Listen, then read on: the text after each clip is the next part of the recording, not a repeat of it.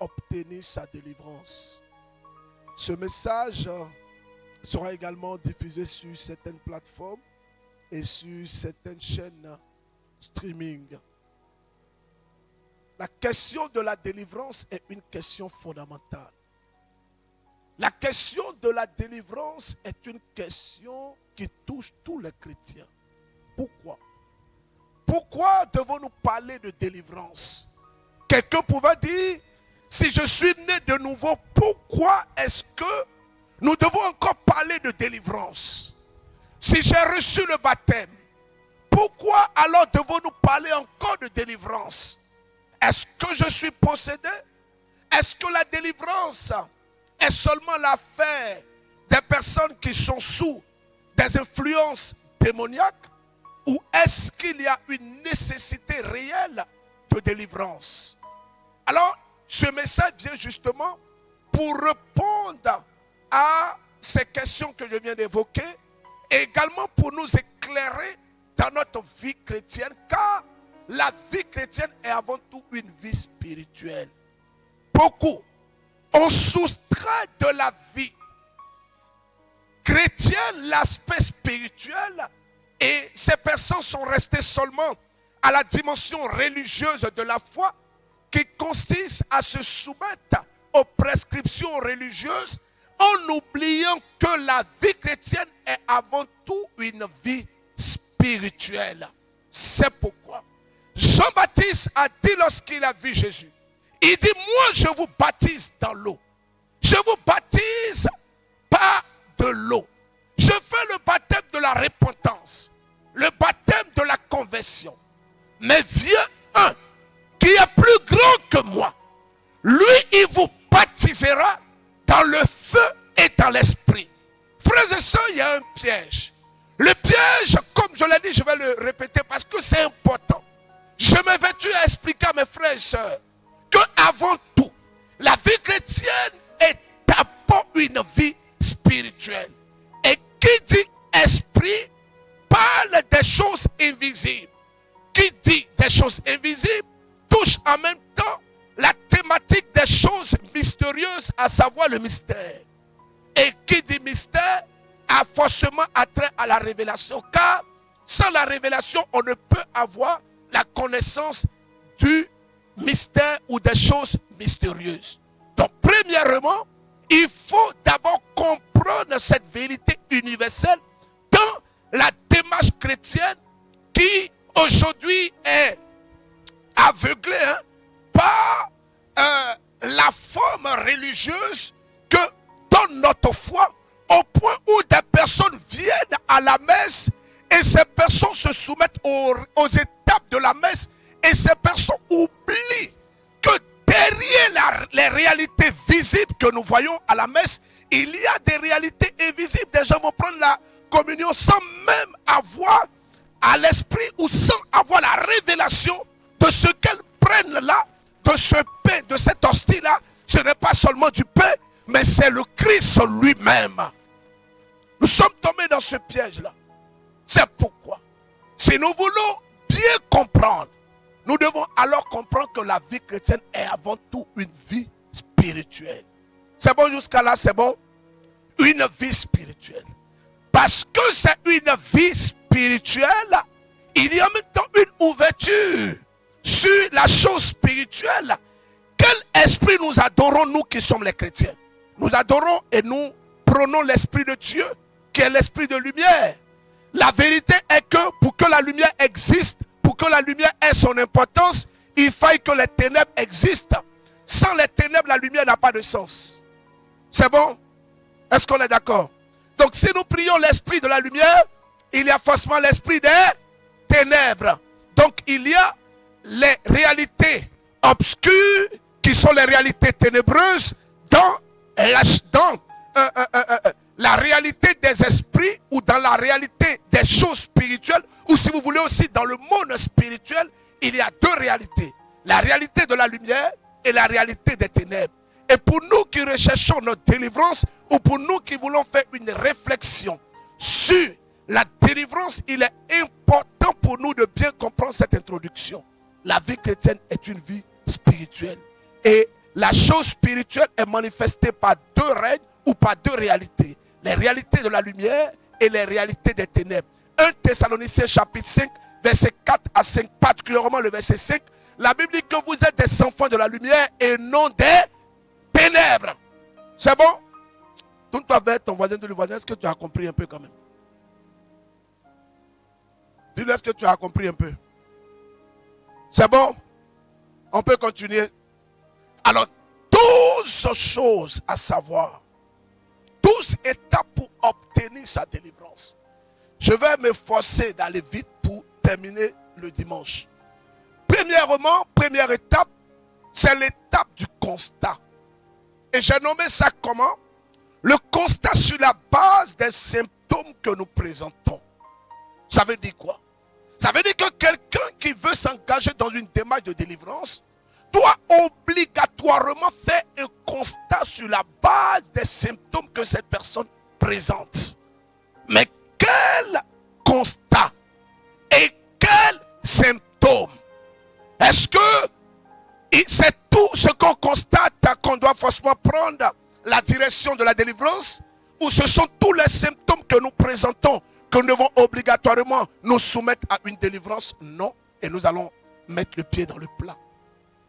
Dans ce premier point, il faut savoir que pour avoir les bonnes réponses, je dis qu'il faut naturellement se poser les bonnes questions. Mais les questions en ce qui concerne notre vie, ou les philosophes peuvent dire les questions existentielles. Ces questions existentielles sur notre personne naissent, ou du moins on commence à se poser des questions sur notre vie lorsqu'on remarque qu'il y a des choses qui ne vont pas comme on aurait souhaité. Je ne sais pas si on se comprend. On commence à se poser des questions quand on remarque qu'il y a des choses qui ne sont pas normales. J'explique. Une maman qui met son enfant au monde. L'enfant a 1 an, 2 ans, 3 ans, 4 ans, 5 ans. Et l'enfant ne parle pas. Elle n'a pas besoin d'être instruite avant de savoir qu'il y a un problème avec cet enfant. Il y a un problème avec la croissance de cet enfant. Pour nous également qui sommes les chrétiens, je vais peut-être te choquer. Si tu as eu une femme et que jusqu'à arriver à un certain âge, tu ne vois pas d'homme qui vienne vers toi. Comme cette dame que j'ai rencontrée à Saint-Jean de Cocody, à Cocody là-bas. Je suis passé une fois pour prêcher un message sur les voiles spirituels à la radio Espoir, qui est la première radio chrétienne catholique en Côte d'Ivoire. Je le dis pour information parce que ce message sera diffusé sur des plateformes streaming. Donc, quand on dit la radio Espoir, ce n'est pas tout le monde qui connaît. Donc, la radio Espoir, c'est la première radio chrétienne catholique en Côte d'Ivoire. C'est la première radio chrétienne et en même temps, la première radio catholique en Côte d'Ivoire. Sur cette radio, je suis en train de parler des voiles spirituelles. Et cette soeur était dans son bureau. Elle était en train d'écouter l'enseignement que je faisais passer. Parce qu'elle était de garde. C'était dans la nuit. L'émission s'appelait Au cœur de la nuit. Je ne sais pas si ça existe encore. Pour ceux qui écoutent toujours la radio, parce que ça fait un moment que je n'interviens plus là-bas. C'était de minuit 30 jusqu'à 3h30 ou parfois je peux partir jusqu'à 4h du matin. Et j'étais en train de parler et je disais que lorsqu'on se rend compte que nous sommes une belle femme et que nous avons tous les atouts pour que les hommes viennent vers nous et qu'on constate qu'au bout d'un moment, 1 an, 2 ans, 3 ans, que personne ne t'a salué, même là demander ton numéro. Si tu n'es pas marié, ça doit te poser un problème. Si tu enquêtes de la grâce du mariage et qu'aucun homme ne s'approche de toi, ça doit te poser un problème. Il y a eu une dame dans la Bible. Cette dame, elle s'est mariée. Elle s'est mariée avec combien d'hommes? 7 hommes. Elle s'est mariée avec 7 hommes. Lors du mariage, il n'y a pas de problème. Les gens viennent vers elle, ils la draguent, il n'y a pas de problème. C'est l'histoire de Sarah et Tobie. Et lorsqu'ils veulent consommer le mariage, lorsqu'ils veulent avoir des rapports sexuels pour être plus fidèles aux Écritures, le démon tue les hommes. on peut accepter que ça arrive. 2 hommes, c'est un peu bizarre, mais il y a pas, voilà, on peut dire, c'est arrivé.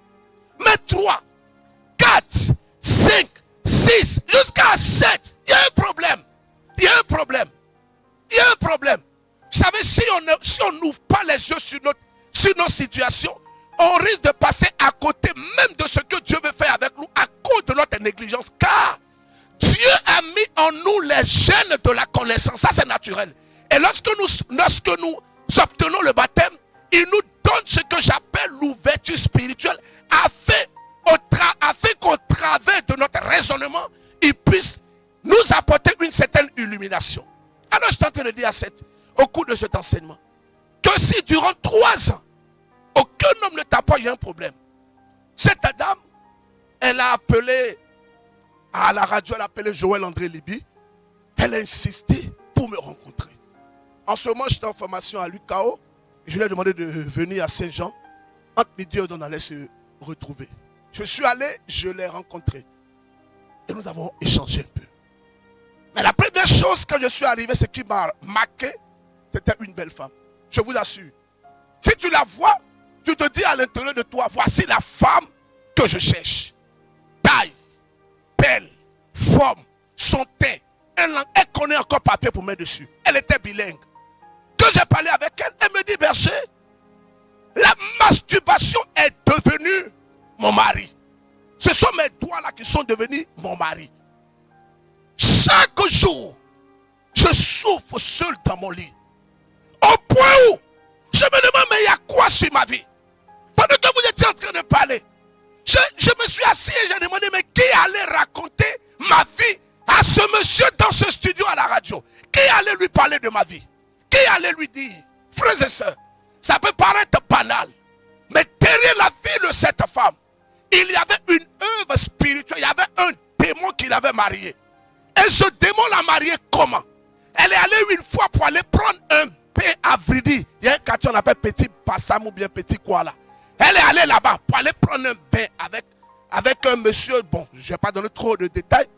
Et ce bain qu'elle a pris là, l'eau avec laquelle elle a pris ce bain, c'était une eau qui provenait d'une zone où il y avait un génie dans cette eau. Donc en prenant ce bain, l'esprit dans cette eau a automatiquement marié cette femme. En mettant sur elle, écoutez bien, un voile, une certaine carrure spirituelle sur elle, de telle enseigne que quand tu la vois, tu sais en même temps que c'est une femme que tu ne dois pas draguer. Et elle vivait dans le célibat chronique. C'est pourquoi je vais oser dire à mes soeurs aujourd'hui, il y a des célibats qu'il ne faut pas accepter. Donne-moi la main, je vais te parler. Il y a des célibats qu'il ne faut pas accepter. Il est écrit ceci. Un homme quittera son père. Il doit quitter son père pour venir toi te marier. Si tu veux vivre une vie religieuse et consacrée, ça c'est autre chose. Mais si tu aspires au mariage, pour toi doit sortir. Si, au bout de 3 ans, elle a remarqué qu'il y a quelque chose qui n'allait pas, mais elle n'arrivait pas à expliquer. Il a fallu que mon enseignement soit pour elle le lieu de justification des constatations qu'elle avait faites sur la base des symptômes qu'elle manifestait depuis 3 ans. Ces symptômes sont le fait que personne n'arrive à la draguer. Apprends son numéro. Apprends son numéro. Et elle m'a dit, pour continuer, elle m'a dit, je vais jusqu'à moi-même. Souvent quand je vais en prospection, en recouvrement, je vais à moi-même. Je m'habille de telle enseigne, excusez-moi du thème, à provoquer les hommes. Souvent même je porte des vêtements où on doit, excusez-moi, on doit mettre un cycliste en bas, je ne mets pas. Tout ça là pour que les hommes puissent me regarder. Mais berger, personne ne me regarde. Donc quels sont les symptômes que tu présentes? J'ai encore rencontré un frère. Je donne toute la gloire à Dieu. Ce frère, il était à Bassam ici. Il vivait à côté de chez Madeleine, là où elle travaille, là où tu fais ton truc là. Le monsieur pour qui, voilà, c'est de qui je parle. Il venait prier ici avec nous. Un homme intelligent, intellectuel, qui avait des diplômes. Il cherche travail, pas de travail. Et il dit chez nous c'est comme ça. À école l'école, là, quand on va, ça marche. Les diplômes, on a. Mais travail, on ne fait que de stage en stage. Et quand on finit 1 mois, 2 mois, 3 mois, on nous laisse. C'est comme ça. Mais quand il est venu prier ici, Dieu a ouvert ses yeux et dit, ce n'est pas normal. Donc sur la base des symptômes que tu vis, des symptômes que tu vis. Il y a une femme qui était coupée à la synagogue depuis 18 ans. La Bible dit que cette femme, elle était coupée. Elle regardait à terre. Les symptômes de la maladie qu'elle présentait cachaient à la vérité un esprit. Et je vais au cours de ce message vous donner des maladies qui sont la plupart du temps des œuvres des esprits. Je l'ai dit au cours de la retraite la semaine passée à Lomé. J'ai dit qu'il y a des maladies qui sont le lot des œuvres des esprits, telles que les maladies d'ordre psychologique, les troubles de mentalité, là, les folies, pour être plus, les folies qu'on dit que quelqu'un est fou, elle est folle, l'épilepsie, les maladies de démence, les gens qui sont les plus seuls, ou l'insomnie. Ce genre de maladies-là sont la plupart du temps des maladies que les esprits affectionnent. Ils affectionnent ça. Maintenant, mais regarde assez toi. Passe en revue l'histoire de ta vie et observe quels sont les symptômes que tu présentes. Il y a des gens, quand tu prends leur vie, si on pouvait coller leur photo à côté du mot échec dans le Petit Larousse, on allait coller leur photo là-bas. Parce que tout ce qu'ils entreprennent, tout échoue, tout échoue, tout échoue. Absolument tout échoue. J'ai rencontré un homme. Il est venu, il me dit, berger, je travaille. J'ai de l'argent. Ça va chez moi. Mais berger, si je vous dis que là où je suis, là, quand mon argent sort comme ça, c'est déjà fini. Je vis sous des dettes. Et il me dit que le dernier en date, c'est mon fils. Mon fils que voici. Mon fils, voici. Et puis sa femme envoie l'enfant. Il dit l'enfant, ils lui ont trouvé une maladie, on dit quoi, maladie d'intestin ou bien quoi, faiblesse de quoi. Donc, il y a un traitement. Mais chaque mois, je gagne de l'argent. Il y a toujours, si ce n'est pas ma voiture, et il dit le dernier en date, pour vous épargner tout ce que j'aime. Le dernier, voici mon fils ici. Il a 4 ans. Ils lui ont donné une maladie avec un nom allemand bizarre là. Je ne sais pas. Il dit voilà, c'est comme ça. Il dit le traitement de cet enfant. On me dit, ben, il va prendre ça. Il va prendre ça pendant 3 ans. Donc, déjà les problèmes qui sont là, que je n'ai pas encore fini, voici. Chaque fois, c'est comme ça. Ma vie là, c'est comme ça. Pour avoir mes diplômes, ce que j'ai vécu, voici aujourd'hui. Et aujourd'hui, tous ceux avec qui je travaille, on nous a même donné des maisons. Berger, la cerise sur le gâteau, c'est que la maison qu'on nous a donnée, j'étais obligé de mettre ça en location et d'aller vivre dans une maison moins coûteuse afin de rentabiliser mes finances.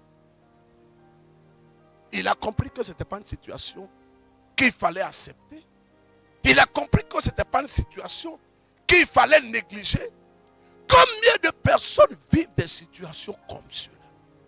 Combien de personnes vivent et finissent? Le tout, c'est que les personnes finissent par croire que ce qu'elles vivent là, c'est une norme. Comme la femme dans la synagogue. 18 ans. J'aime le monsieur, son fils avait l'épilepsie. Je l'aime beaucoup. Matthieu chapitre 17. Je l'aime beaucoup. Je l'aime beaucoup. J'aime beaucoup ce monsieur. Il savait que son fils avait l'épilepsie. Le médecin avait dit ça. Mais il ne s'est pas arrêté à ça. Parce qu'il a vu que l'épilepsie de son fils là, la manière dont ça se manifeste, ce n'est pas comme pour les autres. Regardez ce qu'il dit. Matthieu chapitre, prends-moi ça, Matthieu chapitre 17, à partir du verset 14.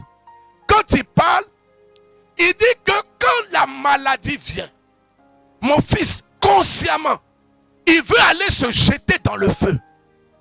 Il veut aller se jeter dans l'eau. Oh, c'est que j'essaie de... Dernièrement, j'étais en train d'aller au Bénin. Je crois que c'était dans la journée du lundi.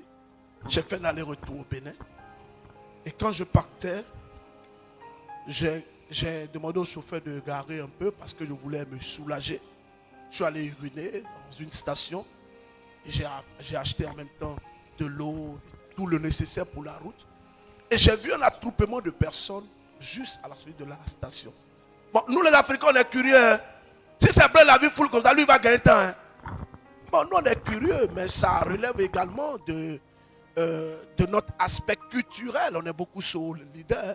Donc on va voir qu'est-ce que c'est, on ne sait jamais. Ça peut être ton parent. Une fois comme ça, il y avait une dame, je vais revenir sur l'histoire. Elle partait à la maison, elle a vu un monsieur qui a fait accident sur une moto, il était agonisé, elle a laissé. Oh, c'était son mari. Le jour là, il dit, il va prendre la moto de son ami pour essayer. Et il a fait accident, il était couché. Elle ne savait pas. Et pendant qu'elle passait, la personne était là. Elle dit, pas dit dans le cœur, les jeunes là, mais quand on n'est pas la fête de moto là. Oh, c'est son mari qui est là. Elle est arrivée à la maison, lui a dit, on l'a appelé pour lui dire, ah, que ton mari est à l'hôpital, son processus vital l'engage. Elle dit, mais on dit, il a fait accident dans tel coin, c'est là. Elle retourne là, elle voit. Donc je reviens où j'étais, où je vous avais laissé là. Alors, moi je disais quoi même? Ah, vous pensez qu'il a oublié. Il y avait un attroupement de personnes. Et alors, je viens par réflexe pour voir qu'est-ce que c'est. Et je vois un jeune homme, un bel homme, avec des favoris, comme pour Lazare de Bassam là. Je le vois, lui c'est Lazare de Bassam. Lui il a traversé la vallée de l'homme de la mort. La mort l'a bipé actuellement. Tiens, Lazare de Bassam. Alors, je vois le jeune couché, bel homme. Et puis on dit qu'il est en train de faire une crise épileptique. Alors je demande est-ce qu'il est venu avec quelqu'un. Non, il n'a personne. Et je voulais partir. Et la chambre m'a dit que de prier pour lui. Et quand je suis venu, je n'ai pas prié pour lui. Regardez. J'ai attrapé sa main comme ça, il était couché. Oh non, on dit il est couché et puis il dit viens me donner sa main. Il était là et j'ai attrapé sa main. Et j'ai dit, Seigneur, si c'est l'œuvre d'un esprit, j'ordonne à cet esprit de partir au nom de Jésus-Christ. Sors de lui au nom de Jésus. Frère, Ahmed a ouvert ses yeux comme ça. Ahmed a ouvert ses yeux comme ça. Et puis bon, je lui ai demandé s'il était chrétien. Il dit, il était chrétien quand il était enfant là. Il dit, bon, si tu connais route de l'église, pardon, il faut aller. Il faut aller là-bas. Alléluia. Voilà. Après il dit non, que vraiment. J'ai dit, hé mon ami, si tu connais route d'une église, bon moi je suis catholique, donc franchement, si tu connais une église catholique, il faut aller là-bas. Il dit, mais que vous avez vu quoi? Je dis, si tu connais une église catholique, il dit, oui frère, mais qu'est-ce que vous avez vu? Maintenant pour les frères, j'ai dit, j'ai vu, Satan t'a attrapé. Il t'a attrapé. Il dit, hein? Tu es baptisé? Il dit, non. Il dit, il faut aller voir. Faut aller voir. Et puis il me demande, il n'y a pas une paroisse ici. Il dit, moi je ne sais pas d'ici. Demande, il faut te renseigner. Je une parenthèse, les chrétiens qui aiment, quand tu as prié pour moi à la berger, tu as vu quoi? On t'a dit que c'est marabout. Ou bien on t'a dit qu'ici dans l'anse ça m'énerve tellement. Berger, quand vous avez prié pour moi, là, vous avez vu quoi? J'ai vu que tu t'es pas lavé hier. Hein? Et ce qu'il a vu. Alors sur la base des constats, non, sur la base des symptômes plus ou moins, nous devons pouvoir faire un constat. Le constat de ce que notre situation là n'est pas simple. Quelqu'un disait, il n'y a pas de fumée sans feu. Et je dis, le feu qui est mis, soit c'est un feu que toi-même tu as mis dans... Parce que durant la sécheresse là, pour ceux qui ont fait village comme moi, le grillon passe pour dire, si vous allez au champ, que vous voulez mettre le feu là, faites attention. Il y a des fumées, on voit qu'on dit, ça c'est quoi? Non, c'est le monsieur qui prépare Koutoukou là. Ça c'est habituel. Voilà, donc c'est fumé, c'est naturel. Mais on est là, un coin où on ne connaît pas. Et puis on voit la fumée là-bas.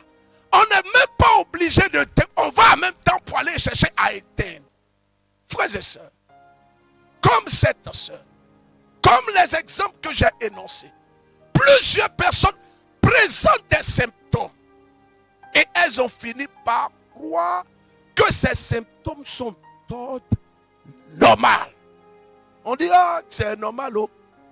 C'est normal. J'étais au Togo et j'ai même donné, bon, je ne sais pas si j'ai donné ce témoignage-là. Ceux qui me suivent au Togo vont voir, vont savoir. Là, je parle et on est en direct sur Internet. J'ai fait les écoutes. Une maman qui est venue, une maman, elle est venue, j'étais dans le bureau là, et puis on voulait l'envoyer, elle avait du mal à marcher, les béquilles, j'ai dit bon laissez-la. C'est une maman d'un certain âge, on ne va pas la trimballer, il y a les escaliers. Alors je sors, je prends une chaise, je m'assois à côté d'elle, au nom du Père, du Fils et du Saint-Esprit. Maman, je vous écoute. Elle dit mon fils, j'ai un problème de pied. Elle soulève son pagne comme ça. Elle a une grosse cicatrice ici, avec plein de points de suture. Elle dit, on m'a opéré ici. Mon fils, dès qu'ils ont fini d'opérer, la maladie là, ça a attaqué l'autre pied là. Donc, on est en train de faire les examens pour aller m'opérer. J'ai dit, d'accord. Je voulais prier. Elle dit, non, mon fils, attends, ce n'est pas fini. J'ai 2 enfants. Ils sont à l'étranger. Mon fils aîné qui est chez les Blancs là-bas. Là. Lui aussi, il a un problème des pieds. Il marche avec 2 béquilles. Son petit frère qui l'a rejoint, lui aussi, il a un problème de pieds. Tout de suite, je n'ai pas besoin de prier en langue. Je n'ai pas besoin de demander à l'Esprit de Dieu pour savoir que c'est un lien. Alors j'ai prié pour la maman. J'ai fait une petite prière rapide. Et puis je me lève, je rentre dans mon bureau. Je dis, prochaine personne peut venir. Et je vois la maman là. Elle prend sa béquille là. Et puis, ma température est montée en même temps. Et je suis sorti du bureau. Je dis, maman, mais vous faites quoi comme ça? Moi, j'ai prié pour vous. Et vous voulez encore vous lever avec votre béquille. Laissez la béquille là. Elle a laissé la béquille là. Il y avait au moins 200 personnes. Bing, bing, bing. On regarde la maman, on me regarde. On regarde ses béquilles. On regarde la maman, on me regarde. On regarde ses béquilles. Et la maman là, le ciel était potelé. Hein? Quand elle s'est levée comme cela, tout bagage là, ça a commencé à faire comme cela. Et puis elle a commencé à marcher. Elle a commencé à marcher. Elle a commencé à bien marcher. Et j'ai dit à cette maman, la manière dont le lien a été brisé, le lien est également brisé dans la vie de tes enfants. Au nom de Jésus-Christ. Voici. Elle a fini par accepter. Prête à aller encore faire une deuxième ouverture de son pied pour faire une intervention chirurgicale. Deuxième étape. La révélation sur sa situation. J'espère que je ne vais pas déborder. On doit finir à 20h30, 21h30. Donc à 21h on finit. On va prier un peu. Alléluia. La révélation sur la situation. Sur ce thème-là, mais je ne sais pas combien de fois je vais prêcher. Mais bon, ça nous permet de comprendre beaucoup de choses. Je peux parler, non? Je peux parler un peu? Plusieurs personnes ont prié et n'ont pas obtenu la révélation. Parce que ces personnes ont regardé dans la mauvaise direction. Nous sommes nés de nouveau. Même dans notre ministère, des gens prient et n'obtiennent rien. Parce que ces personnes ne regardent pas. Paix à son âme. Henri Conan Bédier, le président, il disait, quand quelqu'un te montre le soleil, ne regarde pas son doigt, mais regarde plutôt le soleil. Plusieurs personnes se sont engagées dans le combat. Des gens viennent ici prier. Ils viennent ici, d'autres sont extraordinairement bénis.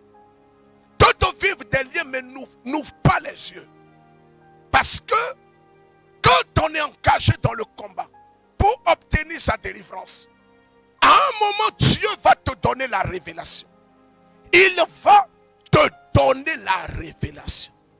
Et cette révélation doit enclencher le processus de ta délivrance.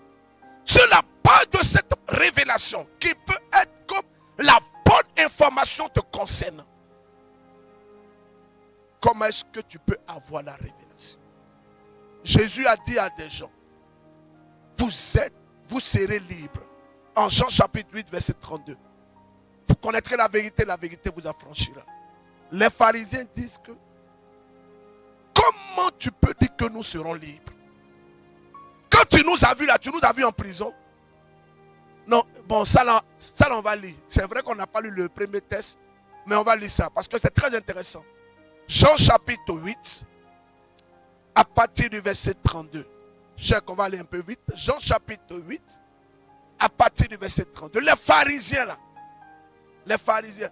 Et aussi, parfois, on manque de foi. Parce qu'on vient prier dans un endroit et puis on manque de foi. Oui. Jean chapitre 8, verset 32.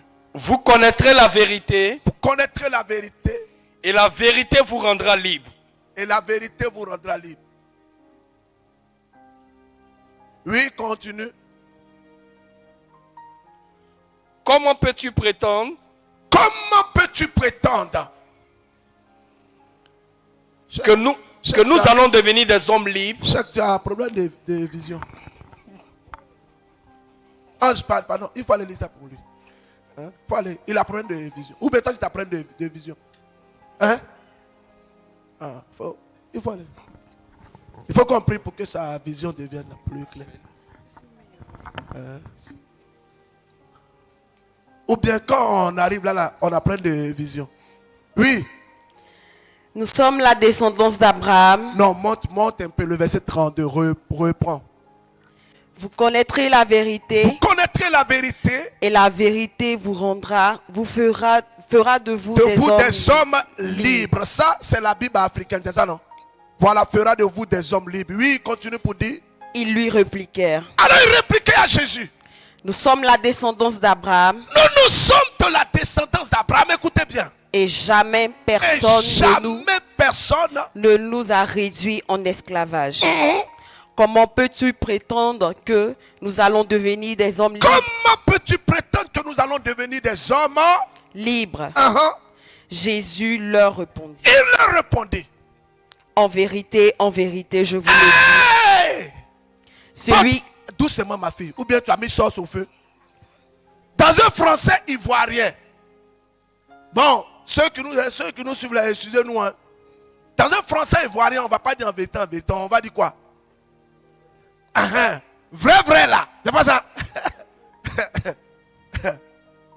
Ivoirien, son français déformé. Quand c'est quoi ça est? Quoi là, ça est où? Ou bien dit, est-ce que quand tu me regardes là, tu me moyen? Bon, moyen là, tu as conjugué ça à quel verbe?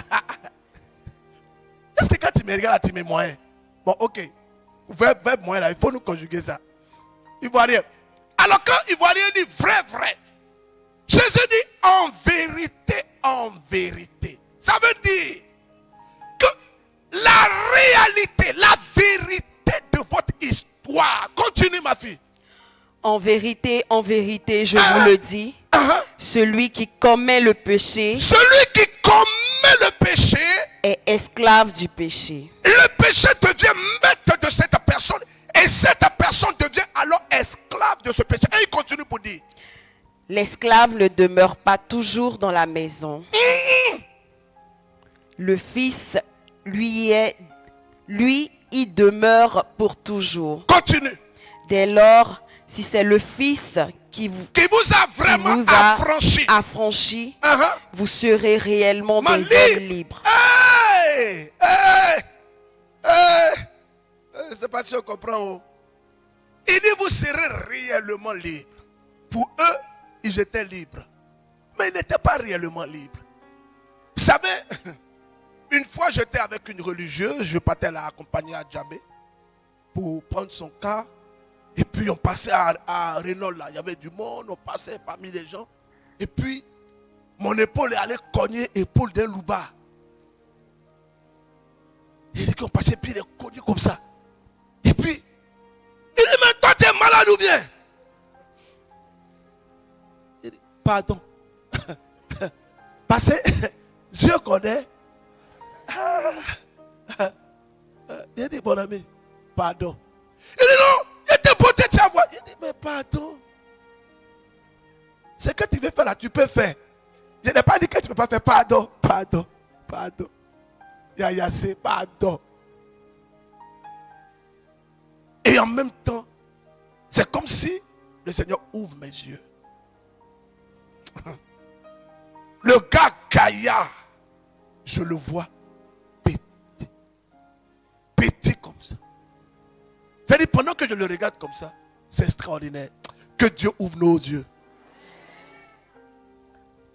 Et quand on a fini, je partais à la séance, je suis parti et j'ai demandé en route, ça m'a intrigué dans mon cœur, il me demandait, mais c'est quoi ça?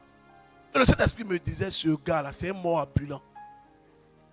C'est quelqu'un qui est déjà mort. Que si tu disais une parole, là, ça pouvait arriver sur sa vie. Il y a des gens, ils sont dans la rue comme ça, c'est cadavres qui se promènent. Ils cherchent un problème, la personne qui va les toucher, et puis ils vont mourir pour créer un problème là. C'est ça. C'est comme cela qu'il y a des personnes. Ces personnes spirituellement, elles sont liées, enchaînées. On les voit comme ça, mais elles sont enchaînées. Comme une fois, nous étions en train de prier ici, je crois que c'était la nuit du changement. Je vous informe en même temps que le 22 décembre, on aura ici la nuit du changement, la dernière nuit du changement de l'année. Ça sera extraordinaire. Je suis en train de faire mes épées pour faire venir mon père spirituel ici, le frère Mathias Marie, pour qu'il vienne prier avec nous toute cette nuit jusqu'au petit matin. En tout cas, notez ça. On va mettre à la disposition de tous ceux qui sont à Abidjan. Voilà, on fait un gros plan sur moi. Sur tous ceux qui sont à Abidjan, c'est bon. Voilà, tous ceux qui sont à Abidjan, on va mettre à leur disposition des cas de transport, aller comme retour gratuitement. Alléluia. Pour venir vivre cette nuit du changement là avec nous. Au cours de la nuit du changement, la prière ici, je dis il y a 8 personnes ici. Cette personne, elle n'a pas de souci, elle est venue avec son mari. Ils n'ont pas de souci, mais ils n'ont pas d'enfant. Quand j'ai donné cette parole, la dame, elle est venue, j'ai prié pour elle. Et après ça, ils sont venus me voir à mon bureau. Et pendant qu'on parlait, le Seigneur me disait que la femme là, elle est de Bassam. Elle est de Bassam. Elle est de... Il y a un village qu'on prend Pinas pour aller là. Comment on appelle ça? Voilà. C'est de là-bas qu'elle est. Et que cette dame-là, quand elle est née, le placenta de sa mère dans lequel elle est restée a été jeté dans l'eau. A été jeté dans l'eau. Que cette dame-là, elle est là, mais dans son ventre-là, c'est que de l'eau. Elle ne pourra jamais tomber enceinte. Alors écoutez-moi. Je lui dis que spirituellement, ton ventre est rempli d'eau. Et elle commence à pleurer. Écoutez bien. Elle dit qu'il y a un phénomène que je vis, que j'explique aux gynécologues qui ne comprennent pas. Écoutez bien. Que quand j'ai mes menstrues, le premier jour de mes menstrues, je saigne juste un peu. Et les 2 autres jours, ce sont des petits saignements. Mais c'est de l'eau, berger. C'est de l'eau. Ce qui fait que la semaine de mes menstrues, je ne sors pas. Ça ne me fait pas mal, rien. Mais ce qui sort là, c'est que de l'eau. Donc c'est pourquoi quand vous avez dit que mon ventre est rempli d'eau, j'ai compris. Mais pourtant, elle est là, comme ça, on la voit. Mais dans son ventre, il y a une partie de son ventre qui est dans la lagune. Elle ne sait pas. Donc quand Jésus dit que, en vérité, ça veut dire vrai. C'est pourquoi il faut avoir la révélation sur son histoire. Il faut avoir la révélation sur ce qu'on vit. Il faut avoir la révélation sur ce qu'on vit. Sinon, on va vivre des souffrances que normalement on ne doit pas vivre. Nous allons mener des combats que normalement on a déjà remporté la victoire. Mais on ne sait pas. On est en train de vivre ça. On est en train de souffrir comme ça. Alléluia. Alors on va prier un peu. le dimanche, nous allons commencer l'enseignement à 16h. Eva, tu peux prendre note s'il te plaît. Le dimanche, on va commencer l'enseignement à 16h. Je vais prêcher pendant au moins 1h30 d'enseignement pour évacuer les 10 autres points restants. Ce qui veut dire que le chapelet doit commencer à 15h. À 15h10, on a fini le chapelet. La louange va faire 20 minutes. La louange parlée va faire également 15 minutes. Et après, nous allons prendre le temps d'adoration et de louange parlée pour que je vienne prêcher à 16h. Je le dis pour qu'on soit mieux organisé. Donc, au plus tard, à 16h30, on doit finir la prière. Parce qu'il y a des personnes qui quittent loin. Et quittent loin quand elles doivent venir, quand on doit finir à 19h, 19h30 pour se taper encore peut-être 2 heures de route. Donc, plus on finit tôt.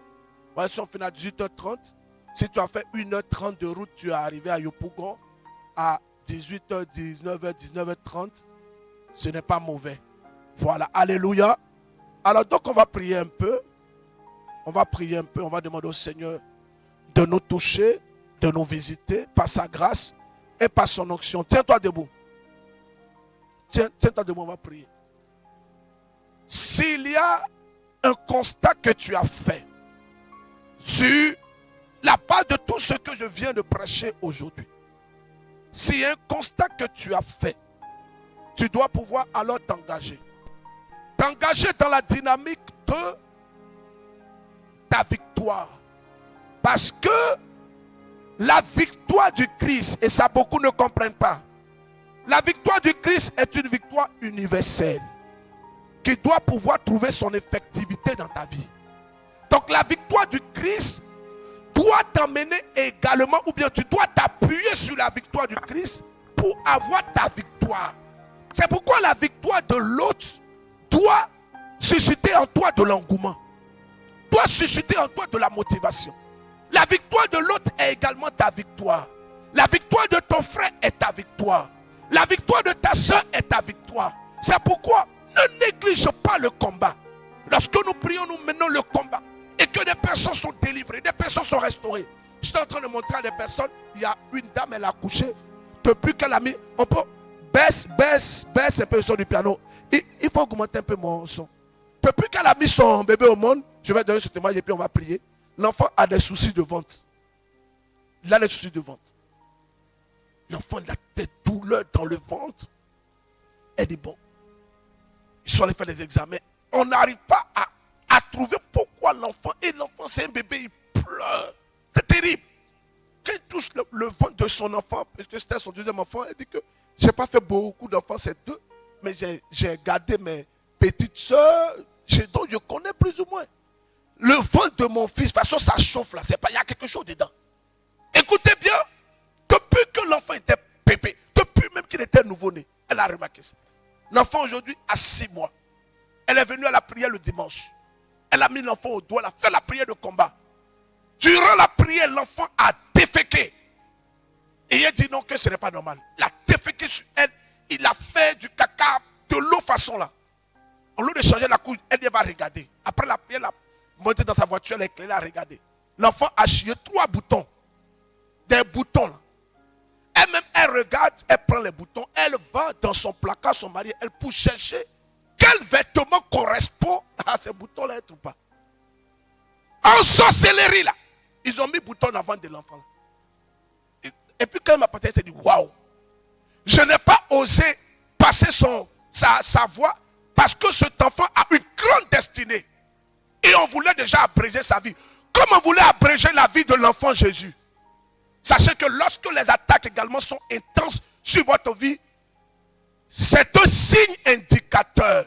On ne jette pas des pierres sur un arbre non fruité.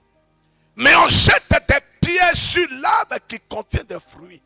Aussi longtemps que les attaques seront intenses sur ta famille et les autres seront en paix, c'est parce qu'il y a eu une étoile. C'est parce qu'il y a eu une étoile. C'est parce qu'il y a eu une étoile. Il y a eu une étoile sur ta vie. Et cette étoile, là où elle a été cachée, le Seigneur va enlever le voile et tu rayonneras. Tu Tu rayonneras au nom de Jésus-Christ. Prie avec moi, dis Seigneur, je m'engage aujourd'hui. Je m'engage aujourd'hui dans la prière de combat. Je m'engage aujourd'hui. Seigneur, comme David, je veux te rappeler, je ne sais pas prier. Je ne sais pas prier. Je ne sais pas prier. Mais je marche contre les esprits, contre les blocages. Au nom de Jésus, au nom de Jésus, je casse les chaînes spirituelles. Je casse les œuvres de la sorcellerie. Je brise les limitations. Lève la voix et commence à briser. Lève la voix et commence à briser toute forme de limitation. Lève la voix. Toi-même qui nous suis chez toi à la maison, lève la voix. Soda da da da da da da da da da da da da. Soda da da da da da da da da.